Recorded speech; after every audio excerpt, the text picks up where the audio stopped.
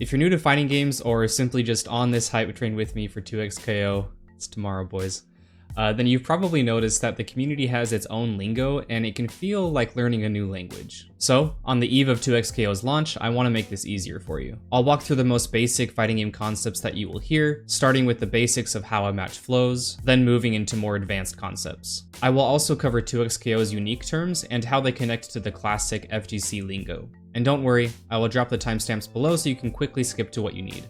I will use 2xKO clips where I can, but if I pull from other games, then the concept still applies. Alright, let's get into it. First, and you saw it in the title, FGC means Fighting Game Community. That's a big old mouthful and it's 7 syllables, so we like to condense things down to acronyms whenever possible, which I understand can make learning a little more difficult. Okay, here we go with the actual terms, starting with neutral, which is the phase of gameplay when neither player has the advantage. Neither player is being hit, and neither player is blocking anything. Both players are trying to take advantage by pressing their sphere of influence onto their enemy. I'll talk about this sphere and neutral as a whole in a later video. You can think about Footsies as very close-up neutral. You are trying to hit your opponent without them hitting you. You are trying to poke each other out. This often involves baiting the opponent into pressing a button so you can punish them, which leads to Whiff Punishing means hitting your opponent after they miss a move. You stay just out of range so their attack does not connect, and then you strike them while they're still recovering. Whiff Punishing is usually used when you hit the opponent's outreached hurt box. So they throw out a move, it's active, and after it's active, you hit their retracting arm, leg, or whatever from a range that you would not be able to hit them at otherwise. Anti-airs are moves you use specifically to stop someone jumping in at you, often an upward angled normal or special attack. Every character usually has at least one strong anti-air, but in the case of 2xKO, there is a universal anti-air in the form of down heavy. A true anti-air would be invulnerable to air attacks, like Blitzcrank back heavy, but we would call really good upward hitboxes that catch airborne opponents anti-airs as well, even if they're not invulnerable. There are a lot of fighting game terms that are kind of grandfathered in from older games, one of them being DP, and it doesn't stand for what you think. It actually stands for Dragon Punch, named after Ryu's iconic Shoryuken in Street Fighter. A DP is a type of move that's invincible on startup and usually goes upward, making it perfect for anti-airs or for stopping pressure when you're on defense. The trade-off is that if it's blocked or whiffs, you'll eat a huge punish. Currently, the only DP in 2xKO is Darius's down forward special 1. Zoning is the act of controlling space with projectiles or long-range attacks to keep your opponent at a distance, common in characters like Guile from Street Fighter or Jinx in 2xKO with her rockets. Blockstun is the amount of time a character is unable to act after blocking a move. You must wait for your character to stop reeling from the attack and act again.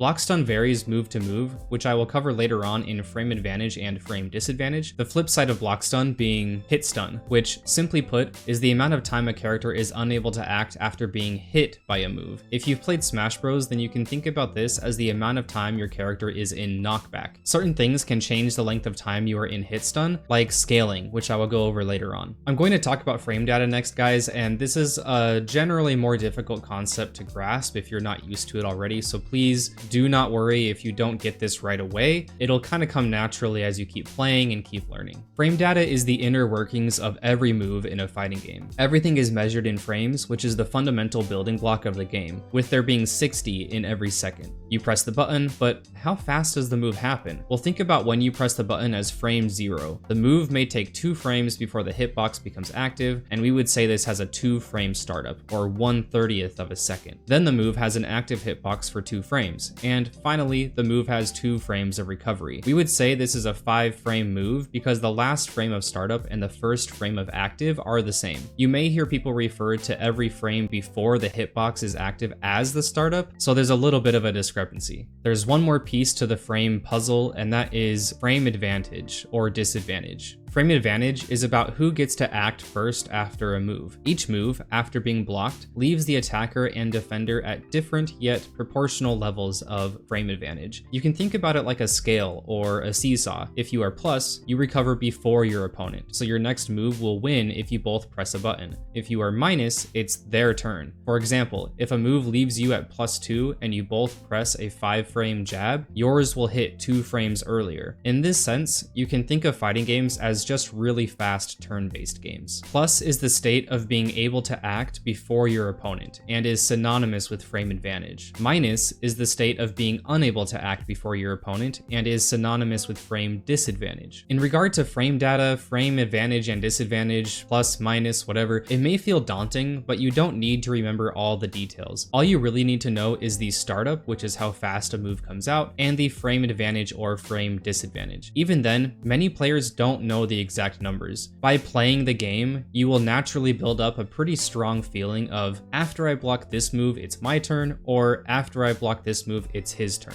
Frame trap is a gap in your block string that baits the opponent into pressing a button. It leaves a big enough gap that they can act, the minimum being 1 frame, but not a big enough gap that their move actually comes out. If they try, their move loses because yours hits them during their startup, giving you a counter hit in 2x KO. You could manually time your moves to create a small gap, or some strings naturally have a gap. Pressure is when you stay close to your opponent and keep attacking so they feel stuck in defense. A block string is a sequence of moves you do while the opponent is blocking, often with the goal of opening them up with a mix-up or a frame trap. Some moves still deal a little bit of damage even if blocked. We call this chip damage. In 2x KO, a player can be chipped out, which means to lose the round while blocking. A character you will see this on a lot is Darius, because with his bleed mechanic, he increases the chip damage you take. In 2x KO, every character has access to a throw, which beats blocking. Some characters also have access to a command grab, usually input with a special move, and it also beats blocking, but with the special trait of circumventing defensive options against throws. For example, teching, which I will talk about next. Tech could mean several different things, but they all share the aspect of pushing a button at the exact right time to defend against something or mitigate something. In Smash Bros, teching means to press the shield button right as you hit a surface and it cancels your knockback or your tumbling state. In 2x KO, teching could mean that as well, as you can tech roll left or right after you hit the ground. However, teching is probably most used when talking about defending against a grab. In 2x KO, you can press the button at the same time the opponent tries to grab you, which will bounce you both away from each other. In some games like 2x KO, this is a guess, as the grab is much too fast to react to. A hit confirm is when you react to getting the hit and confirming with another move. This can be quite difficult in some games or contexts because you have very little time to react and continue the combo, which is where the next term comes in. An option select, or OS for short, is a series of inputs that could have multiple different outcomes depending on the situation. The simplest option select is executing a normal attack and then a special attack. If the normal attack hits or is blocked, then the special attack comes out. If not, then nothing happens, even though you still pressed the special button. Juggle is when you keep hitting an opponent after they're already in the air. Many tag fighters like 2x KO use juggle mechanics heavily. Combo scaling means your attacks do less damage and less hit stun the longer your combo goes on. That's why big combos start strong but deal smaller chunks of damage towards the end, and it's why combos will drop if pushed beyond their limits. Knockdown is a state accessed by certain moves which leave the character on the ground, typically on their back, and they have to choose from a limited pool of options to wake up with. In 2x KO's case, we have a soft knockdown and a hard knockdown. These two states differ in time that you spend on the ground and options you have when waking up. Usually when knocked down, you are invincible to most attacks, except for off the ground or OTG moves are attacks that hit the opponent when they are knocked down. It can be used to extend combos in very interesting ways. In most games, the super attacks hit OTG, but some games are full of normal or special moves that also hit OTG, like 2x KO. You may hear the term Meaty in two slightly different but related scenarios. The most common definition of Meaty is an attack that hits an opponent on the first few frames possible after they rise from a knockdown, or other similar situations like teching out of a high hit stun combo in 2x KO. This guarantees the opponent must either block the attack or immediately do an invincible move, like a DP or an ultimate. If they just press any random button, they will get counter hit because their attack still has to go through its non-hitting startup, but your attack is already active on top of them. Learning how to Meaty is extremely important to fighting game strategy, and you can often just beat beginners by Meatying them over and over as they insist on attacking at all times. The other definition of Meaty is an attack that makes contact with the opponent not on its first active frame, like normal, but on later active frames instead. Each active frame a move has generates the same amount of hit stun or Blockstun. But if the move is blocked much later in the active frames, then you will recover sooner and you'll generate more frame advantage, and possibly unlock some new combos. These two definitions often go hand in hand. When you attack someone as they rise from a knockdown, sometimes your attack won't hit on the first active frame, but rather some later frame. That would be a Meaty that hits Meaty. A little confusing for sure. Okizeme, or Oki for short, is a Japanese word meaning to attack on wake up. It is used in the context of the aggressor getting a knockdown on their opponent, running up, and then choosing an option for the defending opponent to deal with. Typically, this involves hitting with a Meaty, as we discussed previously, but not always. If the aggressor thinks the defender will choose an option that beats Meaties, then the aggressor could go one level deeper and choose an option that beats defensive options that beat Meaties. You can see how the rock, paper, scissors game really opens up here. One of these common options is safe jump, which is when the opponent is knocked down and you jump in for an aerial attack Meaty. The reason we call it a safe jump is because it is safe to invincible reversal options that the opponent may throw out on wake up to beat the Meaty. To play out the scenario, you knock down the opponent, jump in, and hit with a very late Meaty aerial attack. The opponent thinks you will Meaty them, so they do a frame 1 invincible move like their ultimate. This means that they are invincible on frame 1, which means your attack will go right through them and whiff. But their ultimate attack is not active on frame 1. Their ultimate attack may be active on frame 5, which gives you enough time to land and block, which leads to a nice punish. Safe jump is just another aspect of this rock, paper, scissors game like I talked about with Oki. You may hear this term also applied to like a safe jab or other moves, but this basically just means throwing out a move that hits Meaty, but recovers fast enough to be able to block if the opponent chooses an invincible option. Touch of Death, or TOD,